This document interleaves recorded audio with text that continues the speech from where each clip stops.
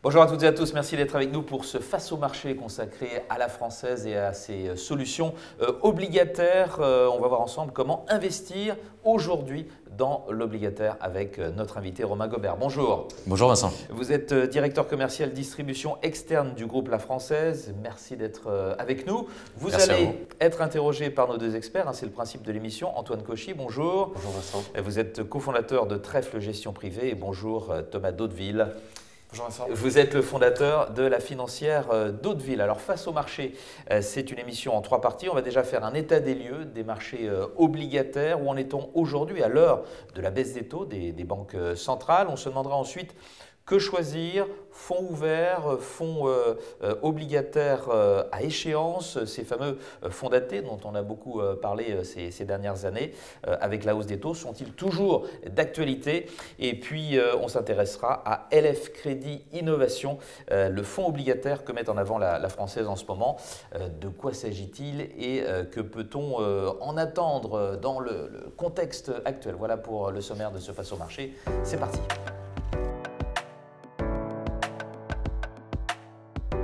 Où en est-on aujourd'hui sur les marchés obligataires à l'heure de la baisse des taux? C'est la première partie de ce Face au marché consacré à la Française. Avec vous, Romain Gobert et nos deux experts, Antoine Cauchy et Thomas Daudeville. Mais avant toute chose, Romain, un petit mot du rapprochement entre la Française et Crédit Mutuel. C'est effectif? Ça y est, Ouais. c'est fait depuis le 1er mai. Donc la Française appartient maintenant au groupe Crédit Mutuel Alliance Fédérale. Aujourd'hui, plutôt gros groupe, puisqu'on gère un peu plus de 152 milliards sous gestion. Et qui dit évidemment fusion, dit étoffe aussi de la gamme, étoffe de l'équipe aussi retail CGP avec un recrutement qu'on a fait récemment pour être au plus près des partenaires, voilà, avec évidemment toujours cette gamme qui se complète côté obligataire, côté equity, mais pas que, également du private equity, etc. Mais on y reviendra, je pense que ce n'est pas le sujet aujourd'hui, mais lors effectivement, d'une prochaine émission. Exactement, pour ce qui est de tout ce que vous avez cité, mais là on va être sur l'obligataire. Et cette première question de Thomas Daudeville. Oui, alors Romain, sur la partie taux, est-ce que vous pensez que ça va continuer à baisser ou au contraire, est-ce que les taux vont se stabiliser? Sur la partie obligataire, en fait, je pense qu'il y a 3 moteurs de performance dans une obligation. Il y a évidemment les taux d'intérêt, et donc l'effet taux est vraiment importante aujourd'hui. Il faut raisonner, je pense, zone géographique. Je pense que oui, il va y avoir un rattrapage côté Europe. Je pense qu'en Europe, il va y avoir une baisse de taux qui va être normalement, et qui d'ailleurs une anticipation de baisse de taux qui va être un peu plus forte, puisqu'on va être entre 150 et 175 points de base d'anticipation de baisse de taux sur l'année 2025. Et les gens partent de plus bas que les États-Unis. Les Exactement. taux aux États-Unis sont plus élevés. Exactement. La raison à ça, c'est tout simplement que l'Europe est à la traîne, que ce soit en France ou en Allemagne. Les économies sont compliqué, les taux réels sont à 0. En plus de ça, la politique n'aide pas, que ce soit législative en Allemagne, que ce soit en France aussi, où il y a eu. On parle surtout de la France, mais il y a aussi l'Allemagne. Exactement, l'Allemagne c'est très compliqué et c'est quand même les 2 grosses économies européennes.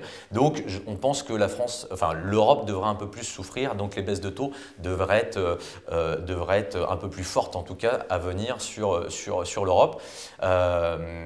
En plus de ça, alors effectivement, si on prend les US, ça se tient très bien. Je pense que depuis que Trump est en place, c'est vrai que l'économie se tient bien. Donc, ce qui veut dire que normalement, il va y avoir une économie qui va pousser l'inflation peut-être un peu plus vers le haut avec les réformes de Trump.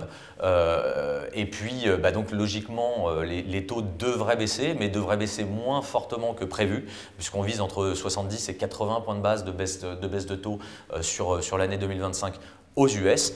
Et puis quand même, qu'il a eu sur les émergents, où là, les émergents, évidemment, nous pensons, en tout cas la Française, que ça risque d'être un peu plus compliqué, notamment avec la politique Trump, parce qu'il devrait y avoir un dollar fort qui ne va pas forcément bénéficier aux émergents. Et en plus de ça, les spreads de crédit étant très faibles, logiquement, il y a plus de coûts à prendre que d'aller chercher du rendement, en tout cas sur les émergents. Antoine Cauchy, votre question. Oui, pour rebondir justement, Romain, et avoir plutôt le sujet aussi de la pensée de la Française, dans ce contexte-là, alors qu'on a déjà eu plusieurs baisses de taux aussi, quel est le meilleur équilibre rendement-risque sur la partie obligataire, quoi? Qu'est-ce qu'on va aller chercher au final dans ce contexte-là? Alors c'est très bien parce que ça me permet de rebondir sur mon deuxième moteur de performance obligataire, ce qui sont évidemment les spreads de crédit. Les spreads de crédit, comme vous le savez, c'est évidemment la prise de risque quand on prend une obligation d'entreprise par rapport au taux sans risque. Eh bien, en fait, on se rend compte que les spreads de crédit, et là c'est vrai que c'est un peu dur, c'est que les spreads de crédit sont au plus bas, presque historique. En tout cas, tous les spreads de crédit en fonction des zones géographiques sont inférieurs aux moyennes historiques. À partir de là, il y a encore des choses à faire. Il y a un stock picking qui peut être encore intéressant sur l'obligataire, que ce soit en Europe, aux US, même si le dollar est très fort aux États-Unis et qu'on couvre en risque de change, souvent, nous, en tout cas à la française, les portefeuilles en dollars, eh bien, il y a encore du rendement, il y a encore du rendement à prendre.